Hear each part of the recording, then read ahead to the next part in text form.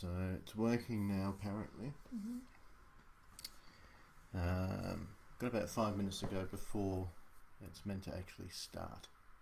So what we're going to do, I'm going to have a try and see if we can just let people tune in. And then at 7 o'clock, so in 5 minutes time, so when we'll start the thing proper. Whether or not we'll be able to see all the comments as they come up, I'm not sure, because I haven't done it this way before.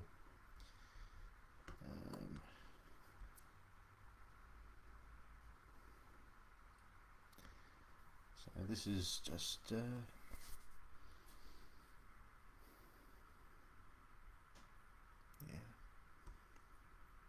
alright, so if I click on this thing,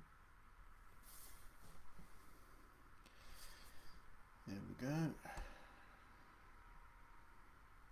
So I'm curious as to whether or not we'll be able to see the comments pop up. So while we're waiting, maybe you can give us a bing on your phone. Okay. See if it comes up with anything. See if it's actually started.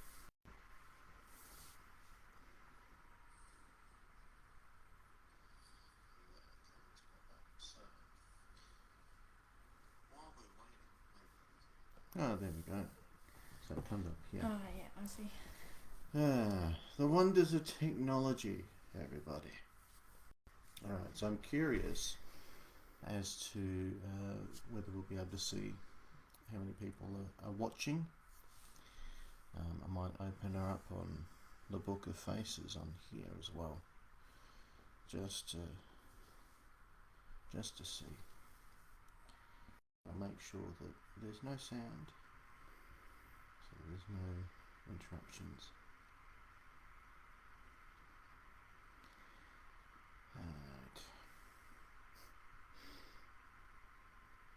Alright.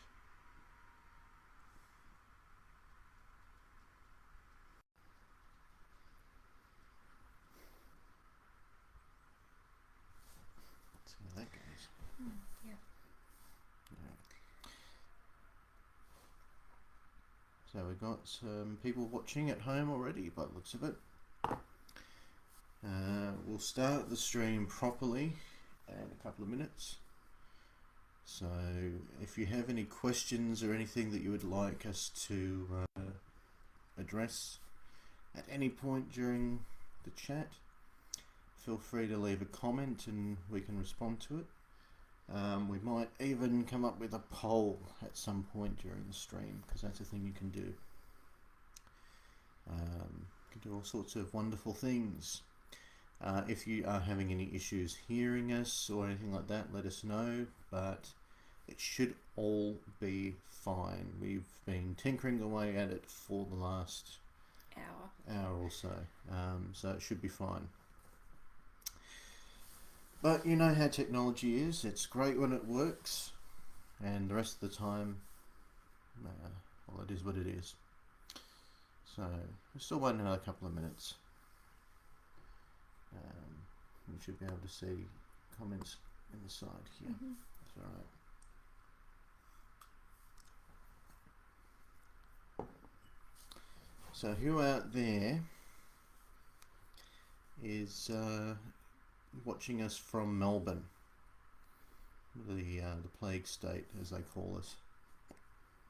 Feel free to give us a wave or a thumbs up, and we'll do our best to give you a bit of a shout out, because we're all in this together. That's what they keep telling us. But yeah, we'll get started in a minute. I was going to start off with just a still image and some music, but didn't work, so instead you've got us, Beauty and the Beast. I don't know about that. I'm not telling you which one's Beauty and which one's the Beast, though. You have to work that one out. Alright, so it's 6:59.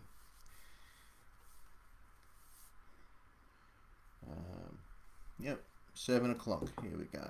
Alright, so I may as well make a bit of a start.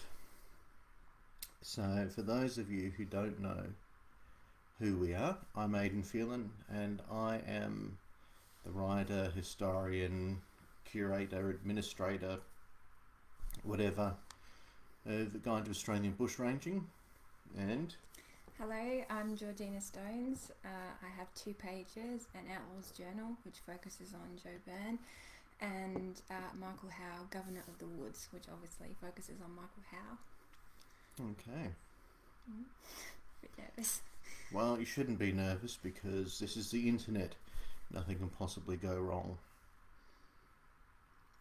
Anyway, the reason that we decided to do a live stream is because we're all in lockdown here in Melbourne at the moment, and hey guys from Matthew Holmes there, hello.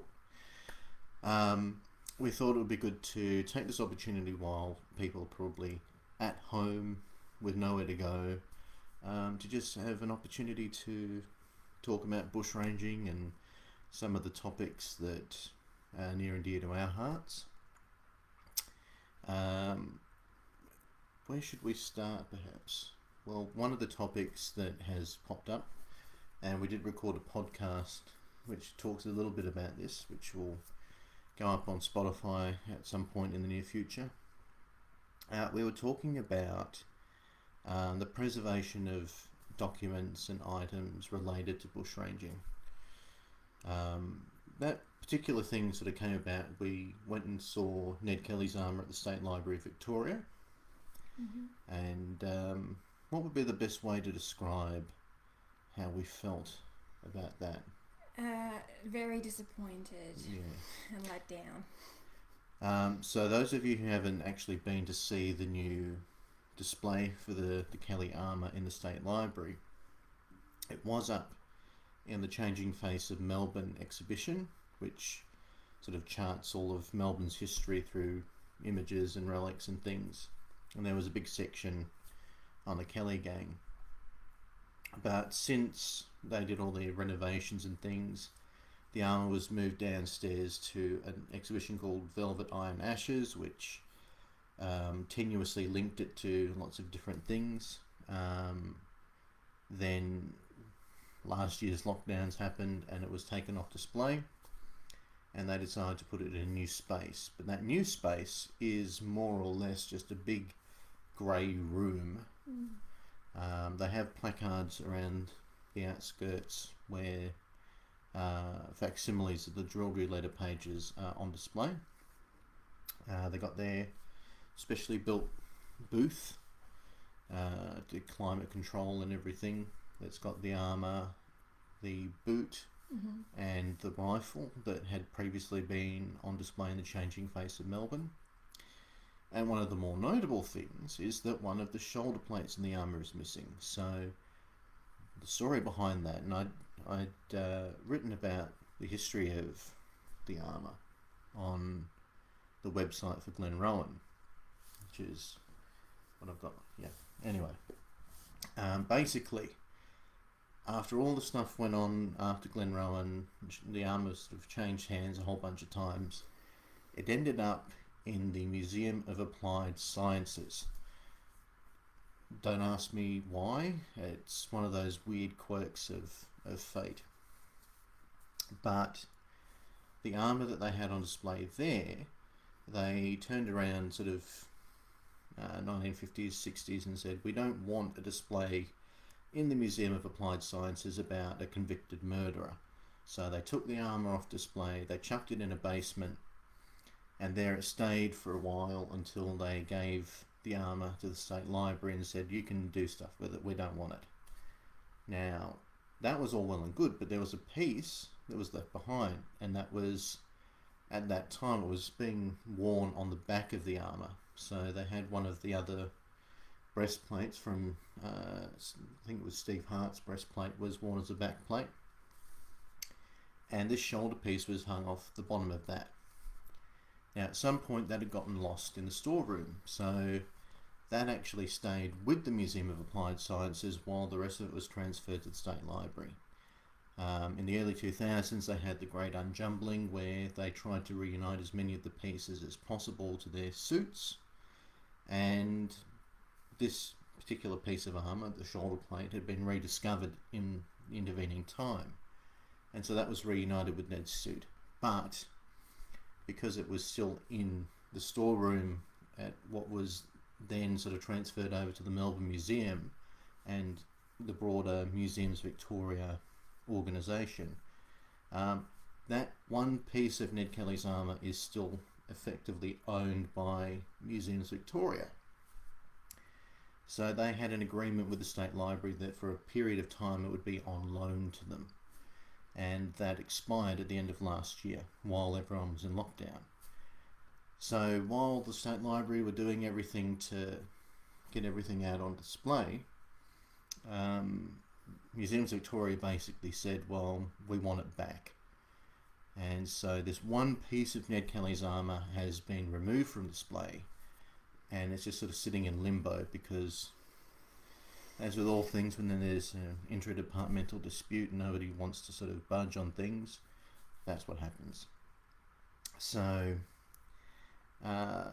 what that sort of highlighted, I think, is the fact that there is a sort of sense that our history has been politicised in the sense of people are trying to use it to their own ends, and they're not really caring that much about the historical or cultural value of items so much as potentially what I guess the tourism dollars that come from people wanting to see those things can bring in. We've seen so many instances of this sort of thing happening in the past where, you know, people are only interested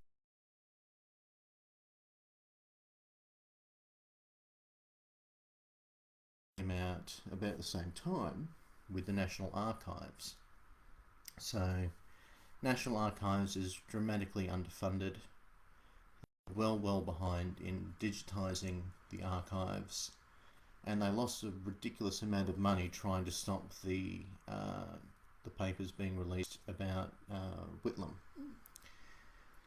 So they've said we need $67.7 million to digitise urgently the most at-risk archive material that we've got, which includes not only documents, like written documents, photographs, film and audio.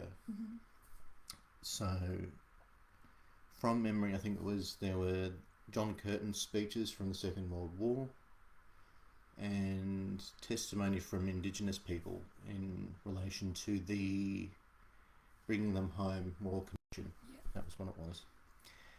So they're all on audio, but those are magnetic tapes, and magnetic tapes over time deteriorate. So nothing that you have is permanent. It has to constantly be updated and transferred onto new mediums. And so without those tens of millions of dollars to be able to fund the equipment and the process of digitising things, these are at great risk of being destroyed effectively. And there's a lot of people sort of handballing it. Mm-hmm. So that sort of brings me to what I'd like you to talk a bit about, which is your experience both in terms of researching Joe Byrne and all the things you've been able to uncover through Trove and things like that, but also Michael Howe and how, no pun intended, the stuff that you were able to find by looking at actual records rather than sort of posthumous accounts actually changes the way that the story actually is interpreted. Yeah. Well, I mean, you know, if I didn't have access to the historical records, my knowledge of who Michael Howe was would be the same as everyone else's who have only read Wells or other bushranger books where the same facts are just repeated and repeated. I mean, and without actually seeing those primary source documents and the government dispatches and the witness statements, your knowledge is only what you're being told by others. It's not actually you learning from the people that were there. And that's, you know, for me, gaining that understanding of Michael from those who knew him, who spoke to him, and, you know, who were there at his raids, makes a huge difference in how he's seen, you know, than if you read someone like Wells, who's just kind of a propaganda machine. So on the topic of Wells, a lot of people who sort of announced that they're experts on Michael Howe will refer to the Wells pamphlet of 1818 as, you know, the definitive account. Brendan Cowell, who did the Outlaw Michael Howe film, referred to this as a document of 30 pages, and pages, that was his Bible. That's all there was to know.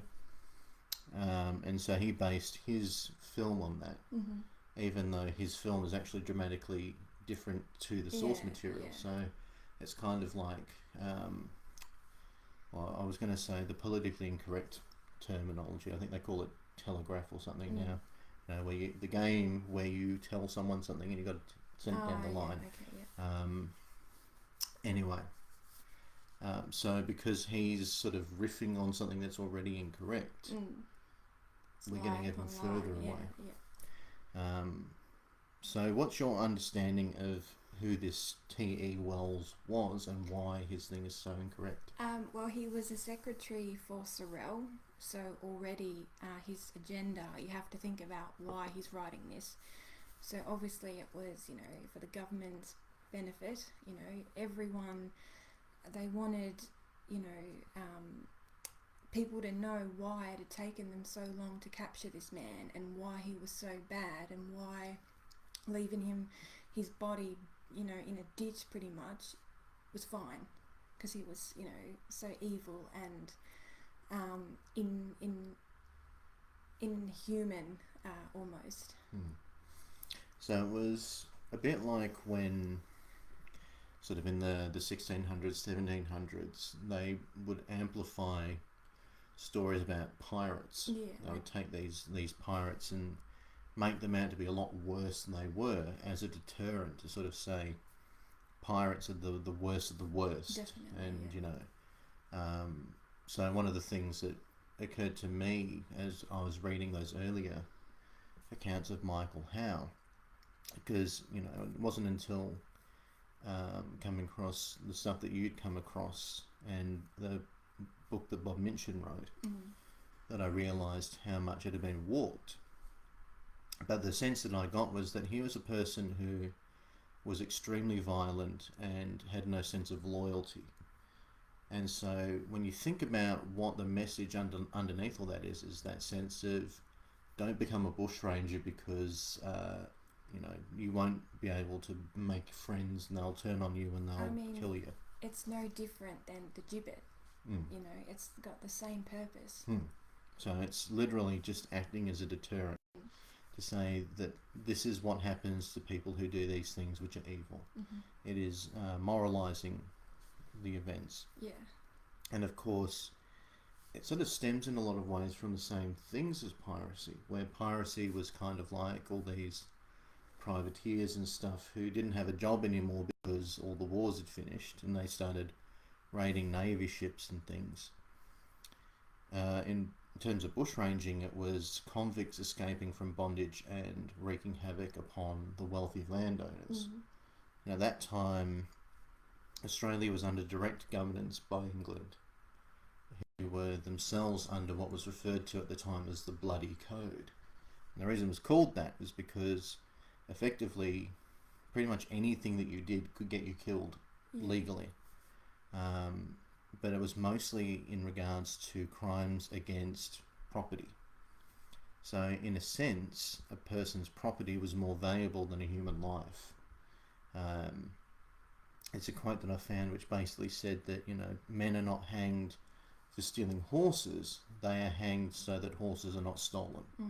And that was the kind of mentality. And when you come to Australia, when you come to Van Diemen's Land, at the turn of the last century, and you have bushrangers going around raiding farms, burning haystacks, all that sort of stuff. Who are the victims? Well, it's the wealthy free landowners, the same people who have all the political influence. Yeah. And that's where you've got a lot of your information from those very people, haven't you? Yeah. In particular, Robert Knockwood. Yeah. So what are some of the things that, because we were talking a bit about Ingles, weren't we? What happened with Ingles Farm? John, yeah. And how the only information we have is taken from people. Yeah. So would you like to explain a bit about that? You mean the robbery at Ingles? Yeah, Okay. and what we know about it. Well, one of the robberies that's mentioned a lot, especially just like in the Google searches about Michael, is his robbery at Ingles Farm. So John Ingle was a merchant and a grazier. Is that right? Crazy. Yeah. Sorry. And Michael had been assigned to him when he first arrived here. And by all accounts, he was a very strict man. And so, Michael, he didn't want to be a convict, all that horrendousness that comes with that. So he bolted into the bush. And in 1814, in between August and September, him and the gang robbed Ingles Farm. And it's recorded as being, a very violent incident, and the same kind of repeated stuff about Michael comes into play there. But what we know of that incident comes only from a letter which was written by Knockwood and some of the soldiers who Michael had. I guess encountered would be the right way. Yeah, had encountered that previous month. So they wrote a letter to Davy, kind of saying, well, why haven't you caught these men? They went to Ingles and they did all this. But the only evidence we have of that comes from what's in that letter. Now, as I have kind of found out myself, you cannot trust the opinions of a lot of these people, because they embellished and they obviously wanted to make him worse, so Davy would kind of hurry up and get them under control. I mean, a similar thing to that is the gunfight with Dennis McCarty in 1815. He claims that, he called on them to surrender and they didn't, and they fired upon him. But the actual witness statements from members of his own party say that it was McCarty that just sprang upon them with the cry, "Now you dogs, if you're a man, face us like men," and fired on Michael and the gang when they were just sitting under the gum trees making moccasins. So this is why, I'm not the kind of person who's just going to trust one source, because so often everyone who's claiming things are doing it from their own agendas. And Knockwood had a big agenda because, he had, escorted George Watts and Michael through Hobart Town, and he was in a lot of trouble with that. And that's why he also, in his diary, he kind of changes his tune about, the way he writes about Michael becomes much more severe after Sorrell's kind of getting harder on all of this stuff that Michael has brought to light about what Knockwood and Michael and George Watts got up to. Yeah, well, I mean, that's the thing, isn't it? At the end of the day, it's all politics. And without being able to use that critical thinking that comes from being able to access multiple records, we are kind of left with the regurgitated opinions that get repeated over and over. And I will freely admit there are a number of things that I've written for a guide to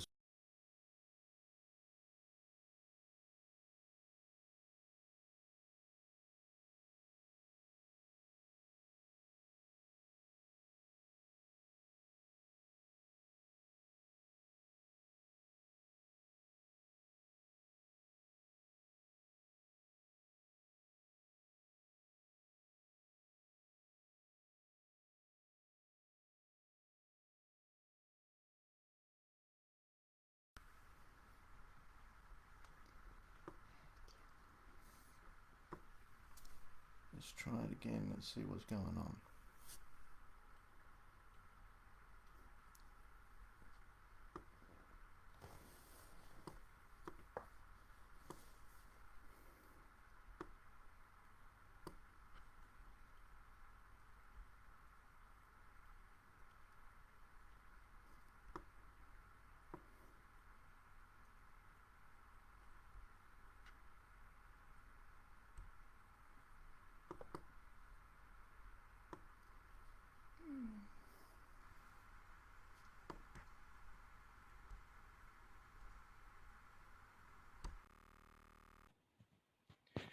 Alright, let's see.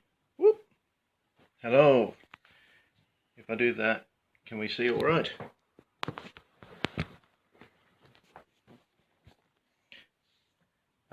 We're going to try doing our live video this way because the signal dropped out and we can't get it back up on the laptop. So bear with us while we set up for another proper one, because I have to do it on my phone now. Wonderful. Alright, be with you momentarily. Alright, how are we going here? Who's with us? Hello. So, one of the big drawbacks of living where I live is that the telecommunications is poor. That's probably the nicest way I can put it. So, we're going to try doing it this way. Hopefully then, if there's any dropout, the thing will work alright, but we had trouble with the laptop. So, anyway,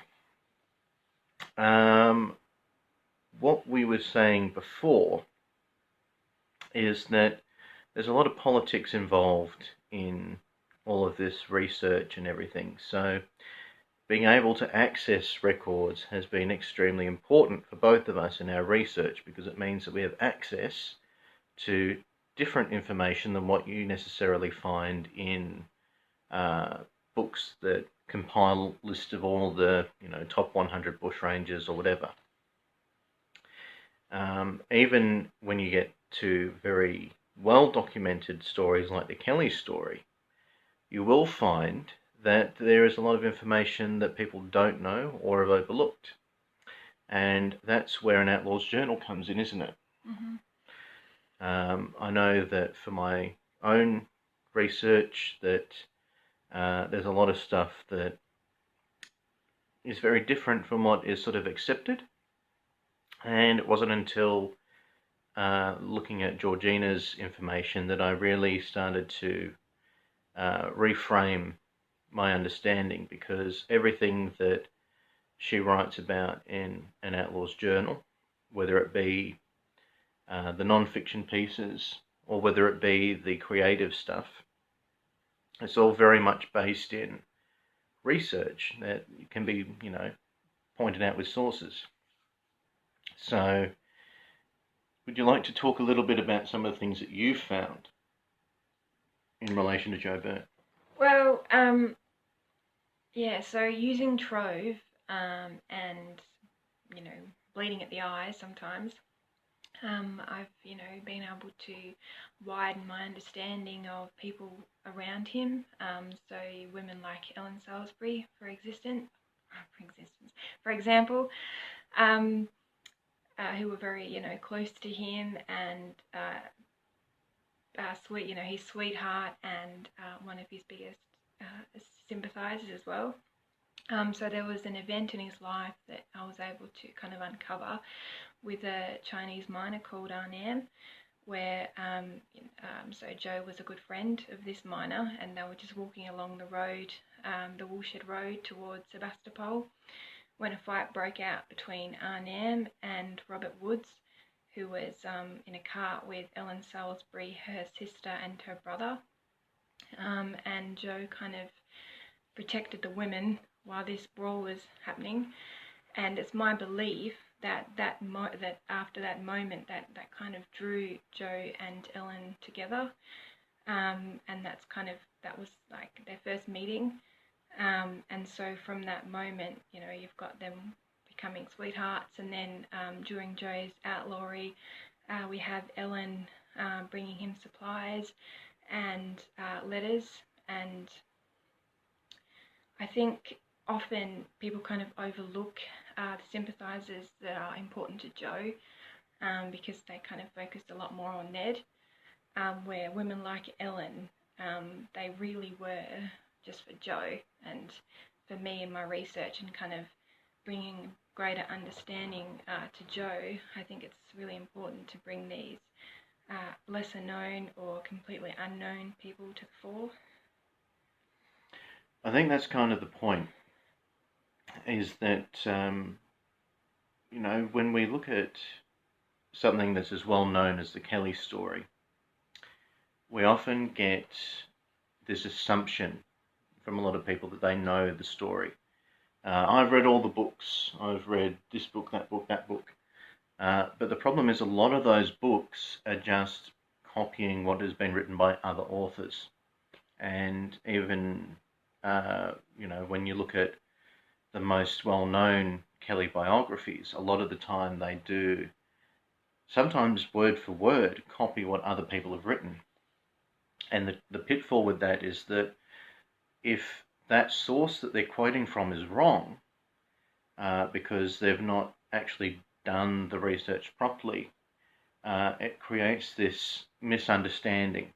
And that misunderstanding creates a whole new set of problems, because you have all these people assuming they know what actually happened, and they don't. They just know an interpretation based on an incorrect assumption. And that's really, really difficult to overcome. There's a lot of historians and authors and things that are really challenging a lot of that nowadays. And it's making a huge difference, because it means that we can look at those stories critically and actually start to question not only the accepted folkloric version of the story, but also kind of the official versions of the stories, because it has to be remembered that, that old, tired adage, history is written by the winners, is very much true in the case of Bushrangers. I mean, who writes all of the official records? It's the judges, it's the lawyers, it's the police, it's the press. And they're all working towards one sort of common agenda. When you look at the Kelly story, for example, and I think it's a good example, a lot of what really enhances our understanding of it is that we have oral history from the families of the Kellys, the Lloyds, the Burns, the Quinns, the Harts, that all help to sort of fill in the other side of the story a little bit. And without the rounded elements there, we would have a very, very clear, very strong understanding of the story, but not a very accurate one. And this has sort of been the big problem that I've faced when talking about the Kelly story. And it's the problem you faced when you've been talking about Joe Byrne and Aaron Sherritt. I mean, you'll still get people that will, call Aaron Sherritt every name under the sun, because the story that's handed down is that he betrayed the Kelly gang. But when you actually start looking further than those sort of posthumous accounts, you'll find that not only is it more complicated than that, but it's also not true. And in fact, a lot of the things that he was accused of doing and being are better laid at the feet of other people who he interacted with, who he himself was betrayed by. So when we look at the Kellys, when we look at the Clarks, when we look at Dan Morgan, Michael Howe, all of those bushrangers who have these very fearsome reputations, a lot of the time it's because people haven't sort of gone beyond the surface. They've sort of just stuck with the tried and true version of things. And being able to access records is extremely important, because it not only gives us more accurate information, but it also allows us to pinpoint where a lot of these diversions began. So for me, one of the areas that I really want to deep dive into is the history of Dan Morgan, because he is another one of those bushrangers that seems to have been tarred and feathered in a way that is quite undeserving in a lot of cases, not entirely. A very good example is there's a story of him visiting a farm where there was a crotchety old squatter living. And this guy was very miserly, so Morgan went in and he threatened to shoot him unless he did a dance. And so he made the old squatter get up on the dining table, and Morgan fired at his feet with his revolver and made him dance, and he wouldn't stop until the man had either dropped dead or Morgan had run out of bullets. Now, it's a very fanciful story, and that's the best way to describe it because it's completely untrue. There is reference to Morgan having visited a squatter and made him dance for him, but that's about the only element of truth in that story as I've been able to find. And again, it's entirely down to people misinterpreting newspaper reports. And things like that really cemented Morgan's reputation as being, well, as we know him today, Mad Dog. At the time he was alive, he wasn't referred to as Mad Dog. He was referred to as Dan Morgan or Daniel Morgan. Sometimes he was Morgan the Murderer, or Morgan the Bushranger, or Morgan the Incendiary, because he was very fond of setting people's haystacks on fire. But at no point did he ever get the name Mad Dog in his lifetime. And so without having the ability to sort of go beyond what's written in posthumous accounts, you'd never be able to find that. And even on his grave, his name is listed as Mad Dog Morgan. Beyond that is even the fact that Morgan wasn't his real name, it was a pseudonym. So, you know, that's the kind of stuff that we're up against, and that's why it's so important to have organisations that have access to all these records to be able to preserve them and digitise them and keep them for posterity. Whether they're recent or whether they're ancient, it's extremely important because without history we don't have culture, without culture we don't have that thing that gives us identity. So that being said, I'm going to get up and look for a tripod because this is a very unusual angle to be filming a video at. It makes me feel like I'm a bit of in one of those early 90s rap videos. So I'm going to go and get a tripod, and you can feel free to have a chat to the audience while I'm absent. Maybe you can ask them a question and see if we can get some responses. I will be back. Alright, well, while Aidan goes to find a tripod, does anyone have any questions they'd like to ask either of us, whether it's me with my work about Michael and Joe, or Aidan and his work on many? Just, feel free to drop a question and, we'll answer it as best as we can.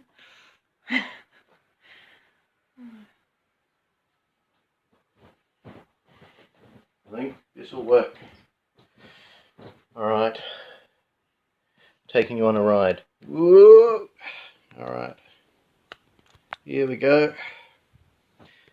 Let's see how this looks now. Oh, it's still a bit low.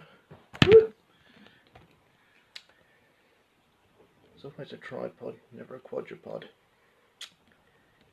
There we go. Alright.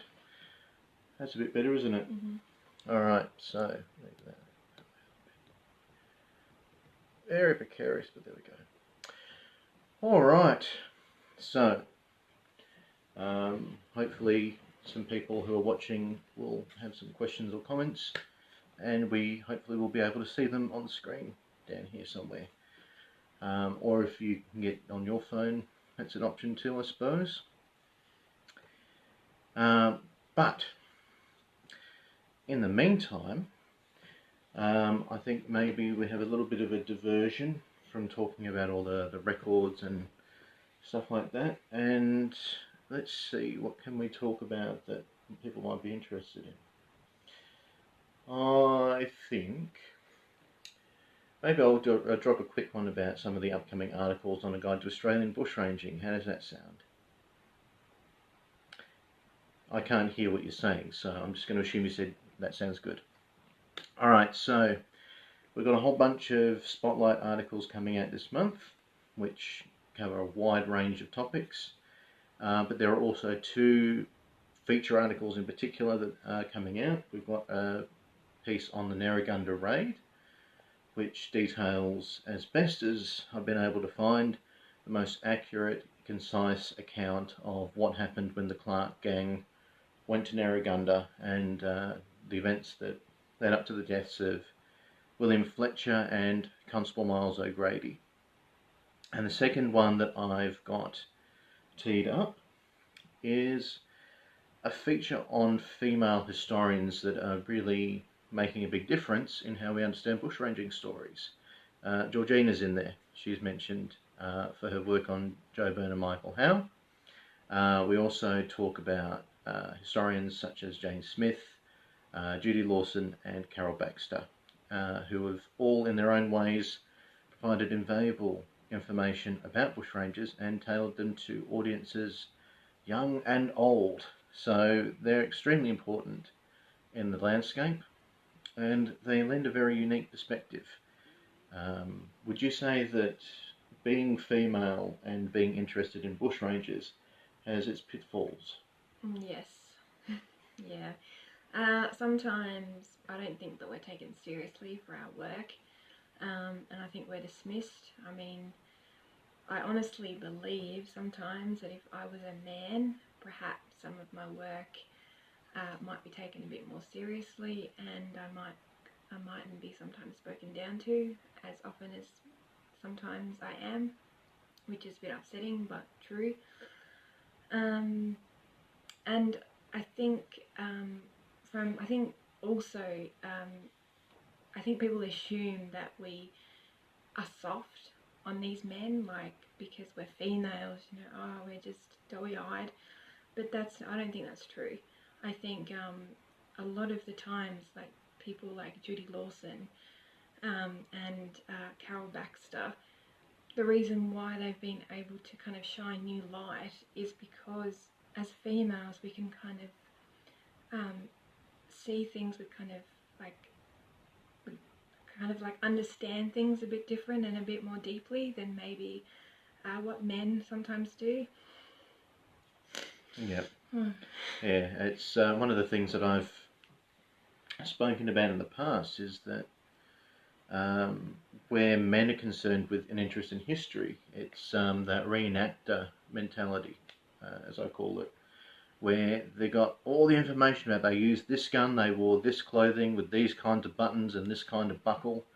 They know all the literally the nuts and bolts, but their understanding on an empathetic and human level is often very lacking in those regards.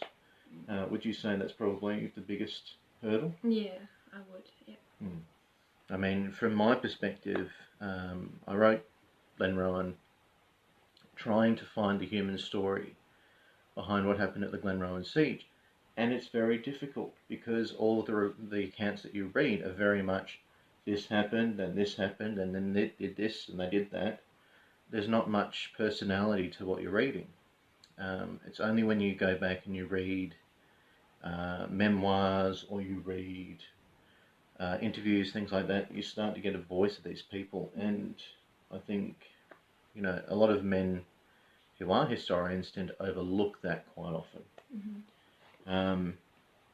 And just to go back to a point that you mentioned before, where you sort of talked about how people almost look down on you because of you know, the fact that you're female.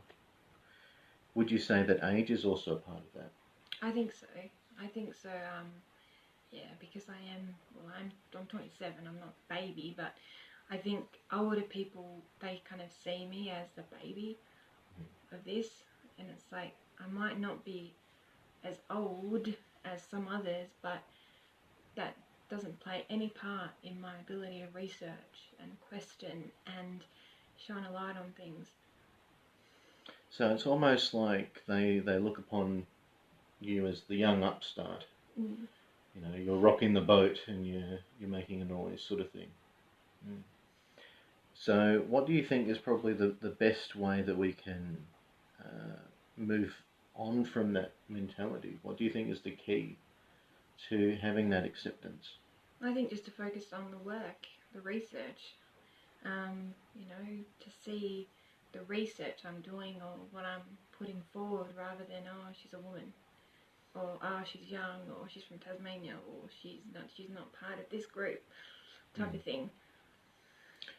Do you think, well, probably more so with Joe Byrne, that sense of the gatekeepers, the people who say, well, if you know this person, then you can only associate with that group and you can only have that opinion. Do you think that creates a significant hurdle for people trying to not only break into the field of understanding the history, but also people who are, just enthusiasts, people who just have an interest in the subject? Yeah, I think so. I mean, speaking for myself, it took a lot of guts for me to start an Outlaws journal, because all of the infighting and the way people get spoken to, I just thought, I'm too scared, every time, like even now, when I post about Joe, I think I've had abusive emails, I've had, really horrendous comments and everything else, and it just makes me, like, I'm not a frightened person, like, no, but it's just, it makes it very hard for people on the outside, I think, to want to come in. When it comes to the Kelly story, that's very much true. And from what I've heard from other people, it's somewhat the case with Thunderbolt and Ben Hall and the Clarks. But you haven't really experienced as much of that with, like, Michael Howe and Martin Cash, for example. No, because I don't think there's not as much out there on those two. So it's not as easy for people to read one book and then they're experts and they can belittle others and abuse them for their view, which they've researched. And I think that's kind of the big problem that we're seeing now, is that people have a lot more access to books on the subjects. More people are putting stuff out there. And so all it would take is for certain kinds of people to read one book and say, I'm the expert now, and then talk others down. I mean, I know for myself, when I was younger, I was one of those, well, actually type people. Had to really curb that behaviour recently, because it is very obnoxious. Because it's not so much about knowing things so much as how you approach spreading that knowledge. There's a phrase that I really hate, but I think is appropriate, which is the teaching moment, which is where instead of just sort of clobbering people about the head with the knowledge that you've got, you provide an opportunity for them to actually learn from your knowledge. But of course, that requires a reciprocal relationship, doesn't it? Yeah. So you can only go so far with that. I think, when there's long-held assumptions, like with the Clarks, like with the Kellys, and like with Michael Howe, you're going to come up against some really strong opposition to new ideas. And that's been the real challenge for a lot of the upcoming historians. And even the armchair enthusiasts. And then, of course, you've got snobbery. Snobbery is a big problem in terms of who is considered a historian, who is considered a reliable source. Some of the best historians when it comes to bushranging are the people who do not have academic qualifications. Yeah. That's not to say that the people who have academic qualifications are not particularly good, but there are certain biases that come from that academic way of approaching things that I think probably holds back some of that understanding.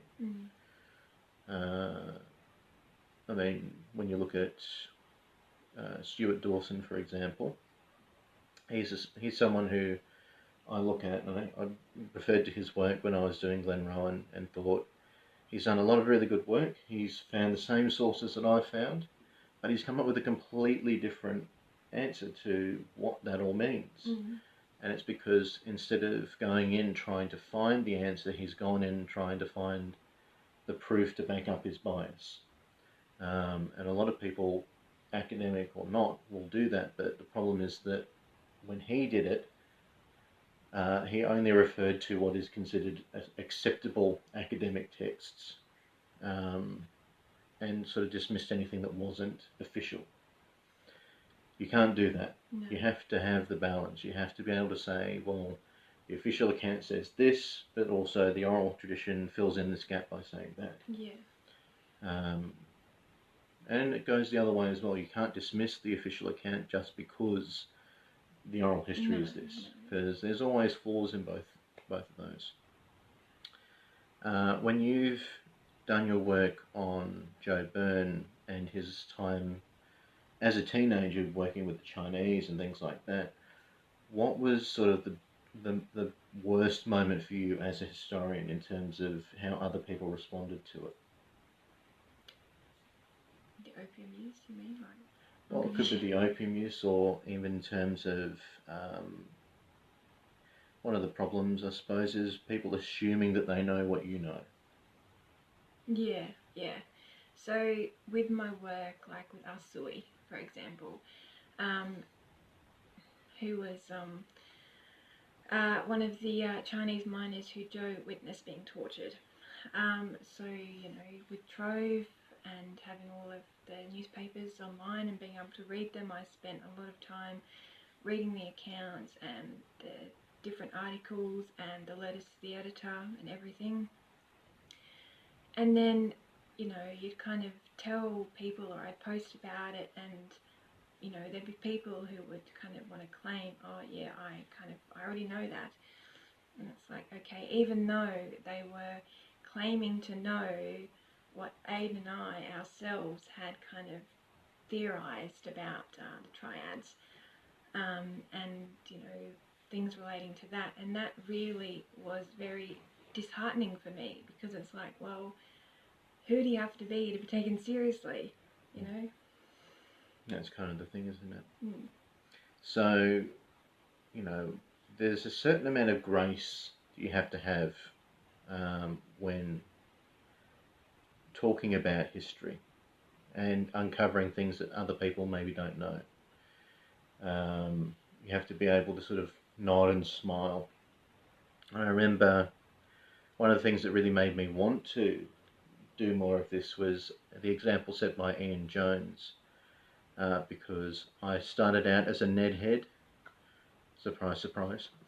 But Ian Jones is someone who had a very vast knowledge of the topic that came from old school research. And I met him on a couple of occasions, and one of the things that I noted was the way he was extremely gracious with everyone. He probably had 100 people come up to him and say things like, oh, my great-great-grandfather used to leave horses out for Ned Kelly and all that sort of stuff. He would have heard all of them. And he would have known which ones were legitimate and which ones weren't, and he just took them all with good grace. It's very frustrating, but, in order to help encourage people to stay engaged with the history, you have to be able to do that. And really, these stories are the stories that ground us in history. Yeah. They ground us in the country, and they ground us in culture. So we need to be able to encourage people to engage with it, but also to understand that sometimes what you think is true might not actually be true. No. And that's where the fun comes in. Researching is fun. I remember the amount of times that you've woken me up in the morning with a massive slab of text in a message because you found an article that you thought really opened your eyes about something, or you'd found something new. Especially with Michael. Yeah, well, there's a lot to find with Michael Howe. Even with Matthew Brady. We've both been having a crack at Matthew Brady. Very, very difficult, because for some reason there's not a lot of records about him that remain. And newspaper reports are scarce. So a lot of what we do know is not true, but we also can't work out necessarily what is and isn't entirely true beyond that. All we can say is that some accounts are probably true and others are less true. It's very frustrating, but fun in a lot of other ways. So, for example, at the Penny Royal. The Penny Royal is, in essence, a Matthew Brady theme park these days. That's not what it was intended to be when it started, but that's pretty much what it is now, and it's one of the best places in Australia. Go there. If you ever go to Launceston, go to the Penny Royal. But they have a dark ride, and I like dark rides. You like dark rides. You don't get to go on them very often here in Australia. But it's a Matthew Brady dark ride that tells you his story. And one of the things that I thought was fascinating was this element of the Blue-Eyed Maiden. They supposedly stole this ship, the Blue-Eyed Maiden, and had to scupper it and stuff. And I thought it was completely fictional because I couldn't find anything about it in any of the books that I had. And then I went back and I found James Calder's articles about Matthew Brady, which will be coming out on A Guide to Australian Bushranging later on. I'm just freshening them up. But he refers to the Blue-Eyed Maiden and the story around that. So there actually is a grain of truth to it.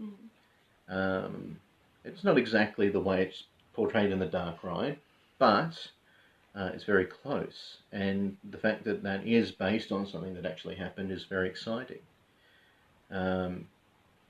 Even with the Ned Kelly stuff, you always get excited when you find something that you think was untrue and then turns out to be true. Though there's not that many of them left now. Most of the secrets about Ned have been uncovered. It's mostly the others that we're trying to find stuff out about. How many books on Ellen Kelly are there now? There's at least 2 or 3. They're always backdoor Ned Kelly books, unfortunately. Same with Black Snake by Leo Kennedy. My biggest disappointment with Black Snake was that there wasn't more about the Kennedys. It should have been a book about Michael Kennedy, not about Ned Kelly, but still there's some very good stuff in there about Kennedy, which is to be lauded, rightfully so. We've got the new book about Kate Kelly, which neither of us have read, but we have read the criticisms of, and it seems as though they're very worthy criticisms. Because there seems to be a lot of repetition of rumours and myths that are easily debunked. Disappointing, but not unexpected. But, you know, there's very few things about Joe Byrne, but he is, apart from Ned, the most well-documented of the gang. My particular interest is in Dan Kelly and Steve Hart, of which there is basically nothing. The articles that I've got up on A Guide to Australian Bushranging that give an overview of their lives, the most complete depictions of their life that I've been able to put together based on the information that I've been able to find. So, you know, that's one of the things that becomes a bit of a challenge, and that's what keeps you doing it. You know, whenever you see a new film coming out about a bushranger, you kind of always have to ask, what have they based their information on, and how true is it going to be the real story? And the answer is usually not very. And when it comes to the most recent one, the True History of the Kelly Gang film, not at all. The less of those films that we have, the better. Let's put it that way. So, yeah, hopefully what we do encourages you out there to take a bit more of an interest in these stories and going below the surface, sort of digging beyond what you've read in, you know, 50 Bushrangers or, you know, Mad Dogs and Thunderbolts and things like that, and actually find the truth of those stories and actually go out there and try and figure out how your home turf, your stomping ground, ties into bushranging history. That's a very exciting thing to do, and it's a lot of fun. We're going to go later this year, hopefully, if we're not locked in, and do another tour of Tasmania, cover all the sites that we missed the first time for that specific reason, find that bushranger history. It's very exciting stuff. So, now that we've had our little spiel, let's see if we can have a look at some of the comments and stuff. Got a big one here. Whoop. Oh, this is a problem with looking at it on the phone. I can't find the comment, it's disappeared. Do you know, Ned, this is Joel Gaylor says, do you know Ned Kelly and the gang actually once hid out at a bungalow on the front road in Eildon? It's still there today. They actually also camped up at Snobs Creek in Eildon while scouting out the old Union Bank at Alexandra. Before heading to Euroa to rob the bank, they chose against robbing the bank at Alexandra at the last minute. Don't you love all those sorts of stories? Have you had people come to you and say things like, oh, did you know Joe Byrne used to hide out in this place, or he used to be in that place? What's the weirdest one of those you've come across? Someone claimed to be Joe Byrne's great-great-granddaughter. Okay. That's a good one. Yeah. Now, to your knowledge, did Joe Byrne have any children? No. Did he have any grandchildren? No. So how could he have a great-granddaughter? Let alone a great-great-granddaughter? Who knows? I don't know, maybe she was just a really good granddaughter. Well, some people reckon he was pretty active. Yes, well, if you watch the Gregor Jordan film, then yes, but you'd also believe that he looked like Orlando Bloom, and he doesn't, does he? No. No. And he looks like that more. Mm-hmm. I think one of the strangest ones that I've heard, there was this little hut, a shed in Gippsland, which I think was referred to as Kelly's hut. And it looked like it would have been built fairly recently. And I mean, the person who showed it to me actually asked, did I know if it was legitimate? So it wasn't, they weren't saying that it was, but the fact that it could be mistaken for something that was legitimate struck me as very odd. But that's how it is, unfortunately. And I mean, the other thing too is that tour guides are kind of infamous for telling you the wrong thing. Yeah. An example that's not bushranger related, but it is tour guide related. If you ever do the D Division Pentridge tour, where the gallows and everything is, they will tell you that the Brownout Strangler was a Satanist and actually take you to a cell which was supposed to be his, and there's a pentagram on the floor that they've put there. I've not found any information that he was a Satanist at all. But I guess that makes it all the more exciting if he was. So, you know, someone will have gone away from that tour thinking, oh, well, he definitely was. Mm-hmm. Of course he was. A tour guide wouldn't lie. They wouldn't tell a falsehood. Unfortunately, a lot of the time they do. We watch a lot of ghost documentaries and things like that. We're watching a series called Haunting Australia. And they had a reenactment of an incident involving a criminal called Percy Ramage, who was imprisoned at the Geelong jail. And he was found one night having tried to cut his own throat, and there's all this drama and stuff. So they've got a reenactment of this guy is probably about 6'3" and weighs 200 kilos. Percy Ramage was 5'8" and quite slim.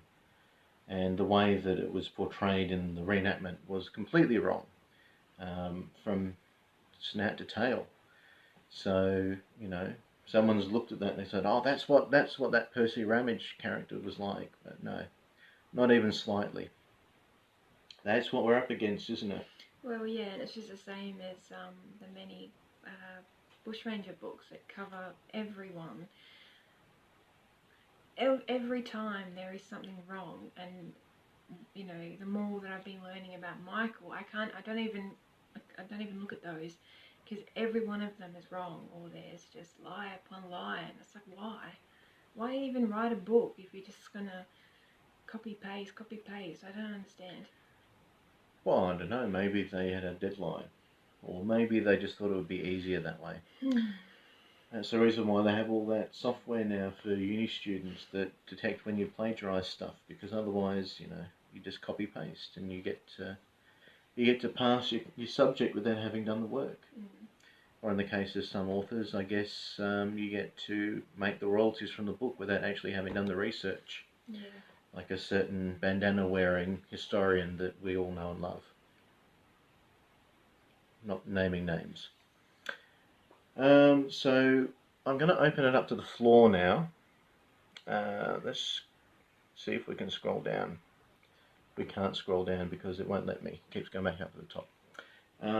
Can you see on your phone if we have any comments after that one? Because I can't. Okay. Alright, so we've got 8 people watching. Hello, welcome. If you haven't worked out what's going on, we started at 7 o'clock and then the signal dropped, so we couldn't restart the video, so we've had to try again. So you will be able to go back and re-watch the other one, but in the meantime, we're just sort of continuing on with a new setup. So if you have any questions or if you have anything that you would like to discuss, leave it in the comments so that we can see it. It hopefully will pop up so that we can see what's going on. If you're watching, give us a holler so that we know where you are, and we'll do our best to respond and give you answers where we can. I did see in the group, because we have the Bush Telegraph group, in case you didn't know. So there's the page, Guide to Australian Bushranging, and the group, the Bush Telegraph, which is more of a social thing, where people can sort of post about things that they've found or what haven't. Alright, what have we got here? Boom. Do you have any interesting facts about Ben Hall? Well, I don't know what you would define as interesting, but one of the ones that I found interesting was that he walked with a limp. And the reason he walked with a limp was because he had a broken leg. And when it was set, it wasn't set properly because he didn't actually go to a proper doctor. It was back in those days, it was very, very difficult to get to a doctor when you lived out on the old farms and stations. So very often you would have people who had bad legs and things. What was wrong with Fitzsimmons' book? There's a lot of criticisms about Peter Fitzsimons' work, not just with the Ned Kelly stuff, but what he tends to do is he gets a whole group of people to do all the research for him, and then just he writes the book. And from what I've been able to gather, and I mean, as a jumping off point, his book is great because it gives you sort of a primer to know all the general stuff. But he has a tendency to add little dramatic flourishes which distract a little bit from the history. And probably because of that, more than anything else, it means that people get incorrect assumptions about certain things. And he sort of splices the folklore in with the history. So it's not so much that he's a bad historian. No. He's not really a historian at all. He's just an author. He has other people that do all the stuff for him. It's more when he's written books about military history and things like that that people have had issues with what he's done. Which is fair enough. That's not an area that I've got a lot of expertise in. But other people have a lot of expertise in, so obviously they're in a much better position to be able to pull things apart than I am in that regard. Actually, on the matter of Ben Hall, going back to that other question, I have a book here. Some of you may have seen this book before. This is one of the best books that I've been able to come across on Ben Hall. It's called Ben Hall, Stories from the Hard Road, and it is by Peter Bradley. Peter Bradley was the historical consultant on the legend of Ben Hall. He's a descendant of the Halls, and he sort of put together a lot of information, and he was the one that helped actually work out who it was that told the police where Ben Hall was on the 5th of May when he was shot repeatedly and without mercy. But this is a very good book because, as you can see, it's quite light in terms of being able to read it, but it's very well illustrated. And for someone like me who likes pictures in my books about history, got lots of wonderful photographs of the places, illustrations like these ones by S.T. Gill, things like that. I've got bookmarks where I've been taking notes because I am working on a few Ben Hall articles that will come out. Here's a good one of all the firearms. There we go. This one down here is a Colt that Ben Hall used. He's got his initials carved in the handle there, or the grip I should say. Yeah, so that's probably the best of the Ben Hall books that have been published recently. Edgar Penzig had some really good ones as well, but unless you want to spend $350 on one book, you're going to be hard pressed to find them. Do you have any book recommendations, Georgie? Well, there's Bob's about Michael. Bob Minchin. Bob Minchin. So The First the Worst by Bob Minchin is a book about Michael Howe and his gang, and it's the only book about Michael Howe and his gang that actually goes back to the original records and newspaper reports to try and tell you the real story. Yeah. Isn't it? Yeah, so if you don't want to buy, like I did, the historical records, you can buy his book for a fraction of the price, and it's all in there. A lot of it's word for word, but it's really, really worth getting if you want to learn more about Michael. Mm-hmm. Are there any other bushranger texts that you've been reading lately? Frank Clune's one about Martin Cash. I absolutely love that. I think it's probably one of his best. It's really, really good. It really offers really good insight into Martin. It's a really great companion book to Martin's memoir, because Martin, he doesn't go into a lot of detail, sometimes he kind of skims over, so having Frank Clune's book there is kind of a companion to also read. It's really good. Murray has asked, what's the best Dan Morgan book? There are only two proper Dan Morgan biographies that have been written to date. One is Morgan the Murderer by Edgar Penzig, which is a very anti-Morgan book. But in my opinion, the best one is Margaret Carnegie's Morgan the Bold Bushranger, which is very long out of print, but you can find them reasonably priced on places like eBay, which is the first proper biography on Morgan that's been written to my knowledge. And it's more of a sympathetic one. And Carnegie did it because she was just interested in the story of Morgan and uncovered a lot of stuff that other later historians kind of took for granted or dismissed because it didn't fit in with their particular views, which is an old song, oft repeated.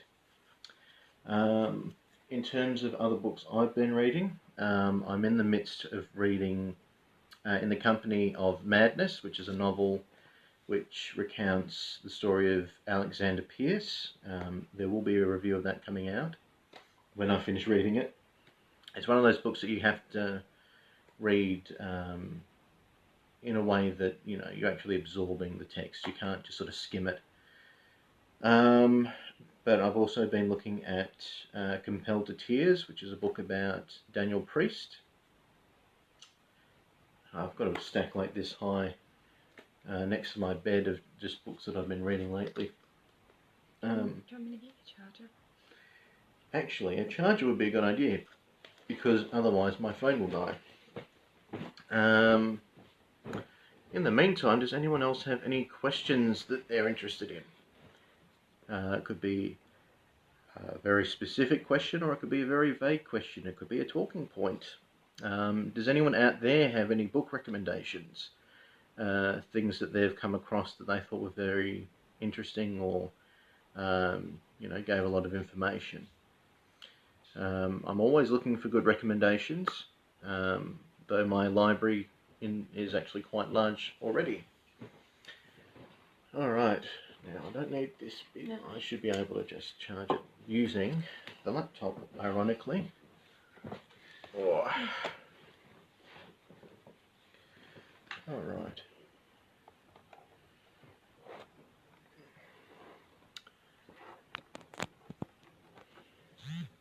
There you go. The last Moonlight book was awesome. I'm assuming you're referring to the Gary Linnell one that came out, which I did a review on. And I agree, it's a very, very good book. As far as books on Moonlight are concerned, I would say it's probably the best one to date. It's the most complete.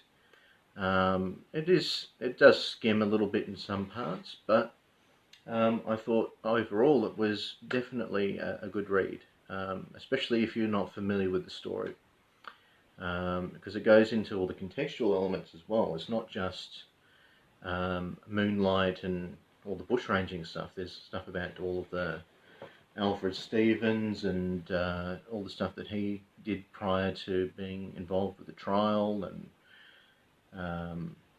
all of the sexual politics of the time, and how Moonlight's sexuality played a part in all the things that happened with him. It's an interesting topic, with Moonlight being sort of nowadays referred to as the gay bushranger, because there's sort of, it's all about how you interpret the information that's available. We do know that he said that the reason he was out on the night of the Mount Edgerton bank robbery was because he was off to visit a woman whose name he wouldn't give. And also that Mrs. Mary Ames came to visit him in his cell when he was awaiting his execution, and she was supposedly his former fiancée, so make of that what you will. Dale Barrett asks, Thomas Clark murderer or framed for the murder of the special constables? That is an extraordinarily good question, because I don't have a very clear answer to that, and that's all because we don't actually have a definitive answer for who killed the special constables. Judy Lawson's book, which is in its second edition at the moment, goes into great detail about the alternatives, and because of that, I'm sort of, the jury's out a bit with me. I tend to believe that Clark wasn't responsible, and part of the reason that I believe that is because he, right up to the very last day that he was alive, was adamant that he was not involved. And he knew that there was not going to be any last minute reprieve or anything, so there was no reason for him to protest his innocence, and yet he did. So there's probably something to that. My leaning at the moment is more towards the special constables having been set up and ambushed by members of the kind of syndicate, the protection racket that was around the Clark gang. Because the special constables, as many of you will know, had been probing into all of the potential police corruption that was involved in the Braidwood district. And John Carroll, who was in charge of the special constables, had ruffled more than a few feathers. So there were members of the police force that were intermingling with sympathisers of the Clarks, and it's very possible that that may have been the thing that led to the unfortunate murders of the special constables. So my personal opinion at this stage, based on what I know, is that Thomas Clark was not the murderer, but we don't know who the murderer was. So that's a very interesting topic. If you can find a copy of Judy Lawson's book, A Clash of Cultures, do pick it up, whether it's the first edition or the second edition. Both are fantastic. And there's a third one which is sort of being worked on at the moment, which will buff out some of the rough edges of the second edition, which is one of my favourite bushranger books at the moment, and was very useful in not only the research I was doing on Nerigunda, which it's a very interesting topic in itself, but I've used it in other things that I've been working on relating to the Clarks. So, yeah, but it's one of those topics, it's more or less a mystery, and there's no definitive way to prove it now. So it's all down to how you interpret the available information.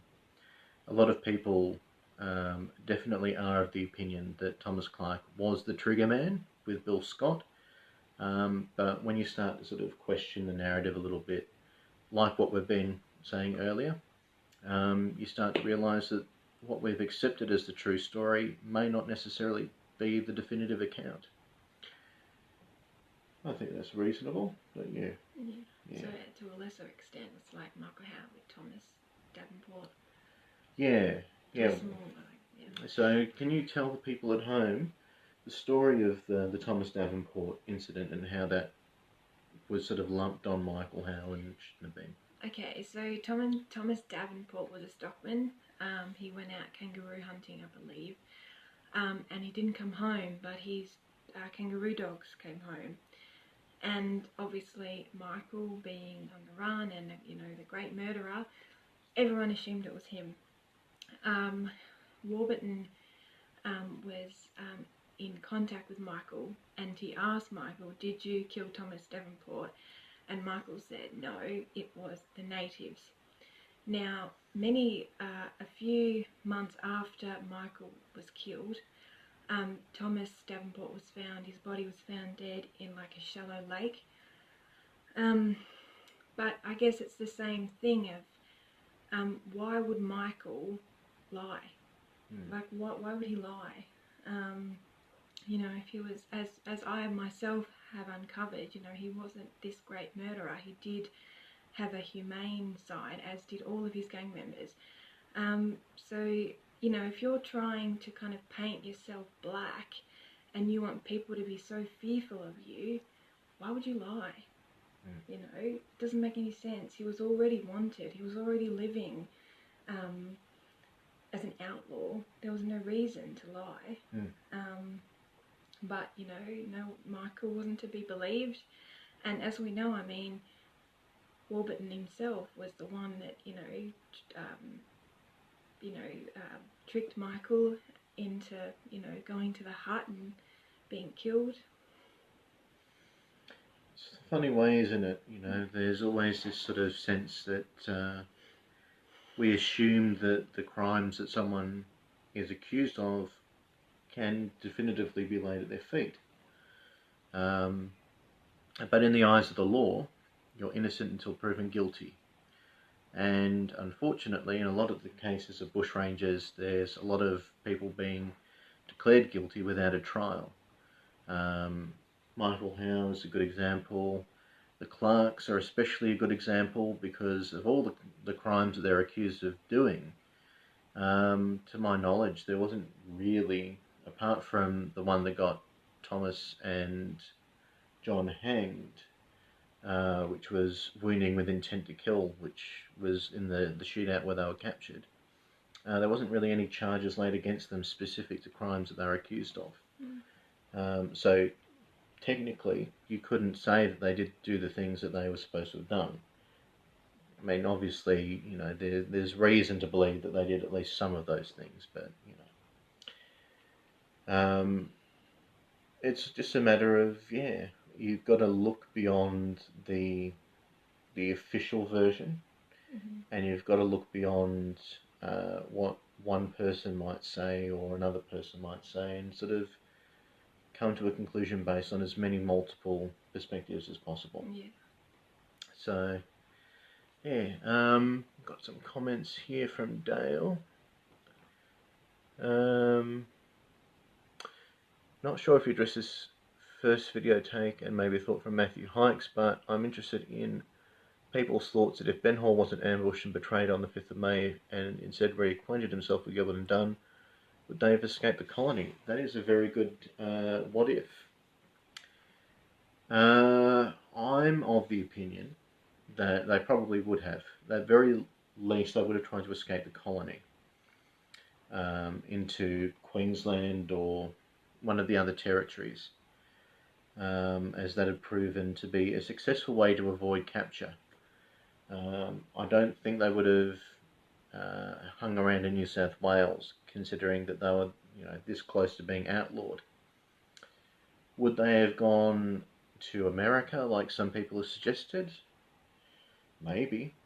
The Legend of Ben Hall points out that, there was a civil war going on over there, very good way to slip in without being noticed. So it makes perfect sense that they would do that. I don't believe that Hall, Gilbert or Dunn were particularly keen on bushranging at that point.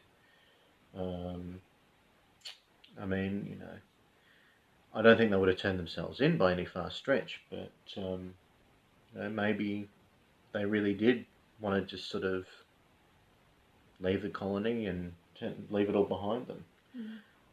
Frank Gardner tried to do that. Unfortunately, it didn't end well for him, because the police that were determined to catch him didn't really care much about extraditions and things like that, so they just crossed the border without permission and nabbed him. And then he ended up exiled in San Francisco, as you do. I don't know, based on what you know about the Hall gang, what do you reckon they probably would have done? I don't think I can. I don't know much about Ben Hall, unfortunately. I'm sorry to say. It's not your field of expertise. No. Yeah, no, that's fair enough. The thing about the Hall gang is that the list of offences attributed to them is so vast that it can be quite difficult to retain a lot of the information. I mean, that's the problem I've had from day dot. The Hall gang, the Clarks, the amount of crimes attributed to them goes on and on and on. And to be able to memorise all that, as well as all the other stuff that you've got to memorise from other stories, is very difficult. There are lots of articles that I've written for a guide to Australian bushranging where, 6 months after writing it, I'll have forgotten some of the details because there's always new things that I'm trying to put together. So, and we're talking about 200 years or so of history, almost. We've got a visitor. Hello, cat. That's Romana. She is a cat. She unfortunately hasn't got much to contribute to the conversation. But I'm guessing that she's just going to chill out on the couch for a little bit. Alright, so can you think of any other things to bring up before we... You had one more question up there about blue cap. Yeah. Alright, let's see if I can... Too far. Too far. There you go. Do I have any information on the Blue Cap gang in the Riverina? I actually do have some information. I wrote an article about Blue Cap back in 2018, I think it was. Back when I first started researching him. A lot of that information is very sort of vague. So that's one of the ones I will be going back and fixing up. From what I do know, Blue Cap is a very interesting figure, and his gang is a bit crazy in the way that they're quite, how would you put it, farcical. So Blue Cap was a nickname given to Robert Cottrell. They were New South Wales based bushrangers, and Cottrell's nickname came from the fact that he wore, it was either a blue cloth cap or a blue sunshade. It's not clear as to what it was. But he had ophthalmitis, which is an infection of the eyes, which makes it extremely difficult for him to be able to be exposed to light and see. And when he was captured, eventually, when he went to court, he actually had to wear a sunshade in court because his eyes were so bad that even though they were in a gloomy old courthouse, he still couldn't see. And there's the only photo that I'm aware of Cottrell is a mugshot which was taken after he was convicted, and you can see he's sort of got his eyes closed and he's got his face down away from the camera, because he's still very much affected by the ophthalmitis. There was the second in charge in his gang was Jerry Deuce, which was an alias. He also gave himself the nickname the White Chief.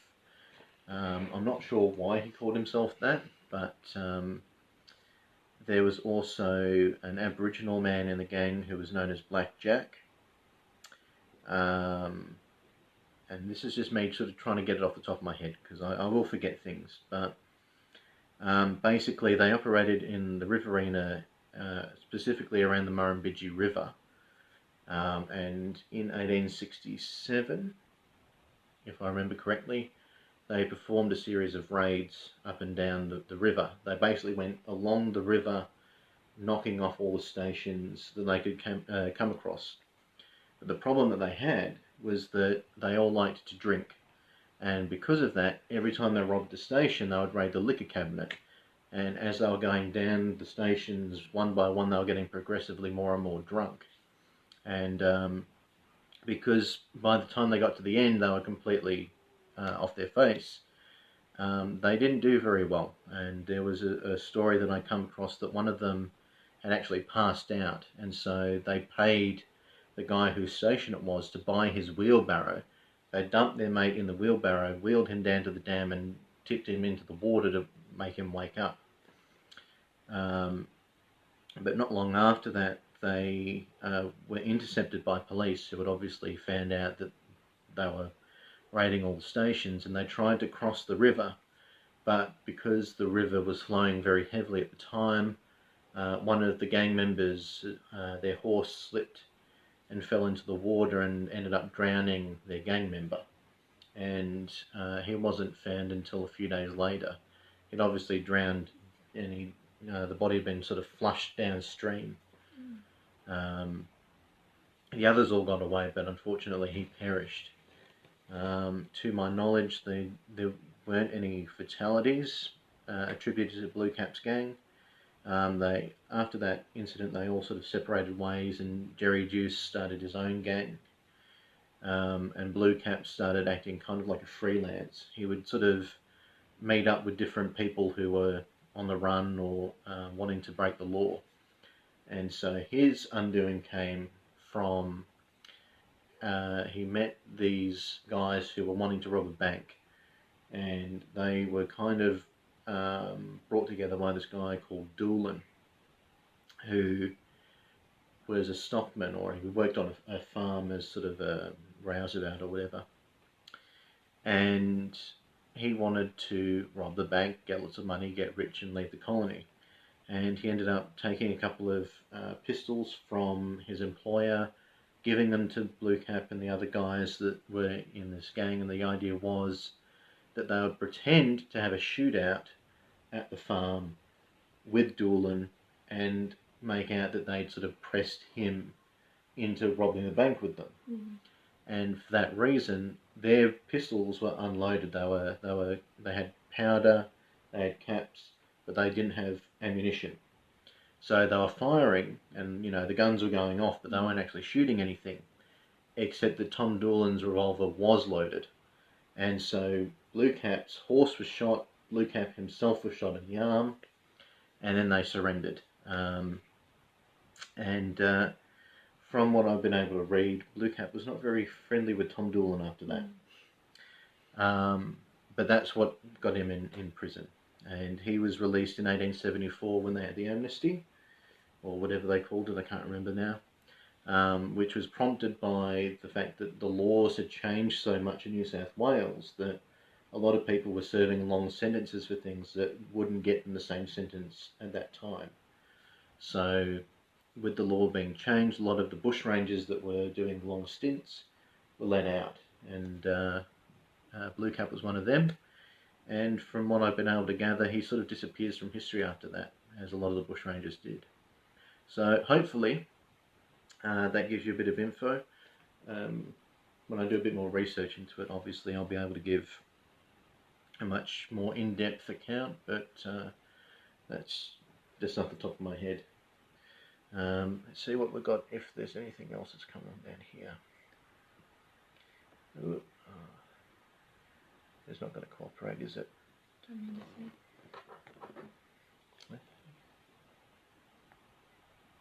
I'm scrolling down and it keeps going back up. Anything new? No. All right. The same one. Okay. Yep. So, looks like we've answered all the questions that have come through. You can't think of anything else that you need to tell the people about? Is there anything coming up on Governor of the Rangers or an Outlaws Journal that you want people to know about?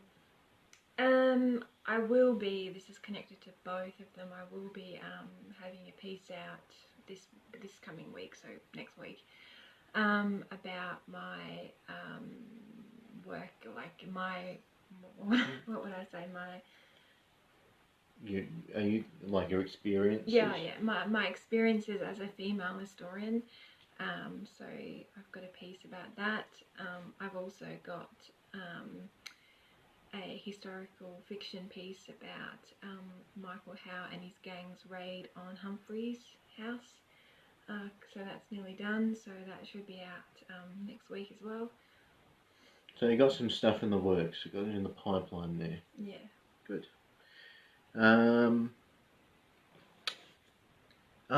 Here we go. So this is one that I saw in the group and I couldn't remember. Yeah. So, sorry guys, again, if you addressed it. Matthew Brady's grave in Hobart was near where St Mary's Church stands, but I understand the cemetery, which includes Matthew Brady's remains, was unturned around 1900 and moved elsewhere. I think Cornelian Bay Cemetery. Is this correct? And if so, where might Brady be interred? It's a very good question. We've been trying to find the answer to ourselves. We had sort of come across some information that said where he may have been buried, but again it was very vague. All we know is that where he was it Barracks Street? Yeah. He was supposedly buried at the Barrack Street Cemetery in an unmarked grave, and up until 1878 or thereabouts, when they did work on the cemetery, his grave specifically was marked by a cairn, which was just like a little stack of stones on the grave top. After that, I don't know what happened, because it sort of hasn't been recorded as far as I've been able to tell.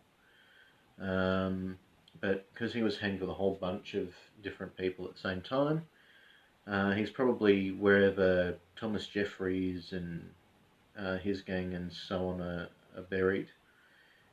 So it's very possible they did move them to Cornelian Bay, because when they started using Cornelian Bay as the cemetery, all of the executed criminals have been buried there in unmarked graves. And also like with George Flexmore, when he was buried up at the cemetery in North Hobart. Would you like to explain to the people who George Flexmore is? Okay, well, George Flexmore is the son, I should say, of Francis Flexmore.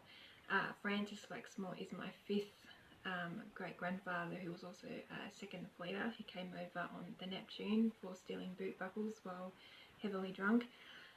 So while he was living at Kempton with his son, Francis, so George had already inherited the other family farm in Sandy Bay.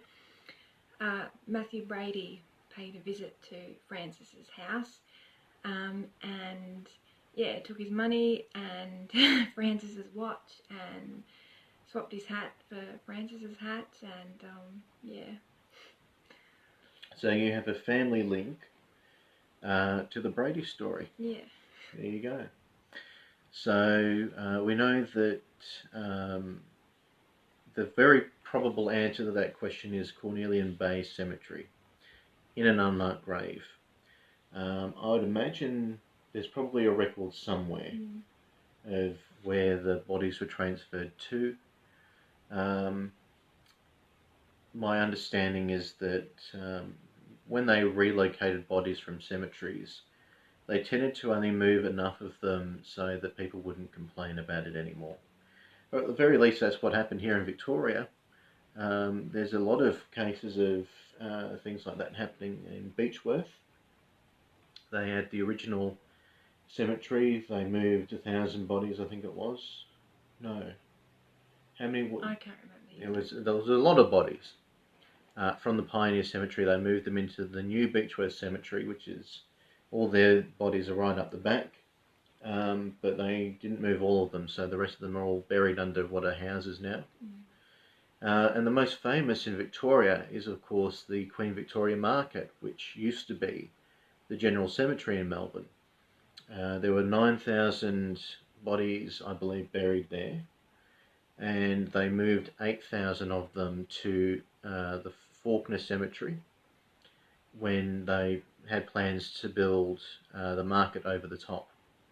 And if you go to the market now, about halfway into the undercover area, you will find a brick wall which sort of goes through the market, which used to be the perimeter wall of the cemetery. And the car park is actually where a whole bunch of people are still buried. So it's estimated there are around about 1,000 bodies still buried there. They don't know exactly how many.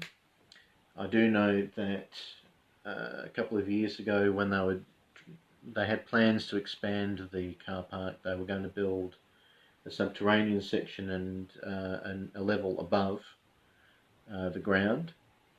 And so they had to bring in archaeologists to see if there were still people buried under the car park. And they dug an area sort of around about a metre by a metre, and they found 8 skeletons still buried under the car park. So since 78, thereabouts, late 1870s, the Queen Victoria Market has been built on a whole bunch of dead people.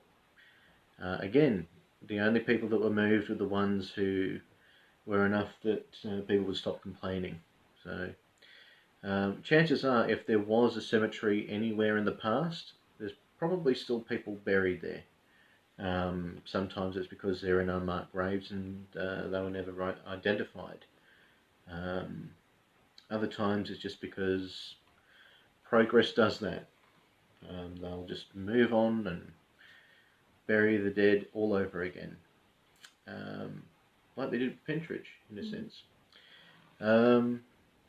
Hopefully that gives you some kind of an insight into the difficulty of finding the answer to that question. If anyone has information on where Brady might be buried, we'd be more than happy to find out and hear from you, because we'd like to find out ourselves. So that would be really good. But yeah, unfortunately, it's one of those mysteries, isn't it? Alright, well, it's now 8:40, according to our clocks here. And I think that's probably a good time to call it a night, because I think even though we're in lockdown and we don't really have anywhere to go tomorrow, some of you might want to go to bed. And at the very least, we would like to have something to eat. We didn't eat dinner before we started the broadcast, did we? So we're going to go and do that. And if you missed the beginning, that should be available on the page as a separate video. Basically, the signal dropped out and we couldn't get it back up again, so we had to start it all over again. And I will make these available on YouTube as well. So if you're watching this on YouTube in the future, hello, thank you for clicking on the video, I guess.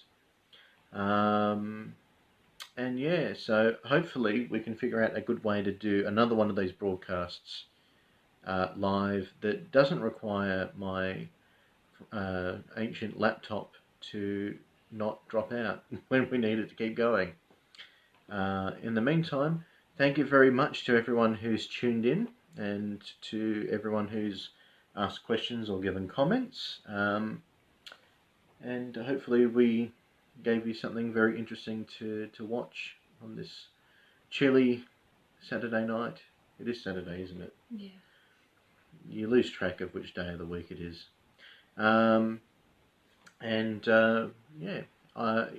we come up with another one, when we do another broadcast, we will give some advance notice, hopefully, and maybe about like research at Michael. we might be able to do that. Just on Michael, finally, I'd like to thank the people that have engaged with my research and my posts about Michael, and because I'm really grateful for that, because it does take a bit of guts. You know, I'm learning about Michael in such a different way in terms of, you know, people might be questioning why my understanding of Michael is very different. So I'm glad that I'm able to share what I'm finding with people that are interested and engaged. My work. Yeah. And where can they find your work?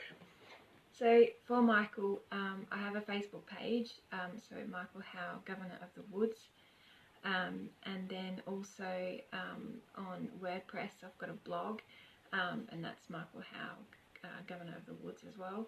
So they're both where I share my writing and my research and my creative pieces, and Aidan's wonderful illustrations, which actually show Michael as he looked, not just some young guy, beardless. You're saying Damon Harriman didn't look like Michael Howe? No. He's still good though. Mm. He just, you know, wasn't Michael Howe. It's a bit like, well, I was going to say a bit like George Mackay as Ned Kelly, but no, not even slightly. Not even slightly. Anyway, it's good night from her. Good night. That's where you're supposed to say, and it's good night from him. Yeah, but you haven't watched the two Ronnies, so it's all good. All right. Good night, everyone.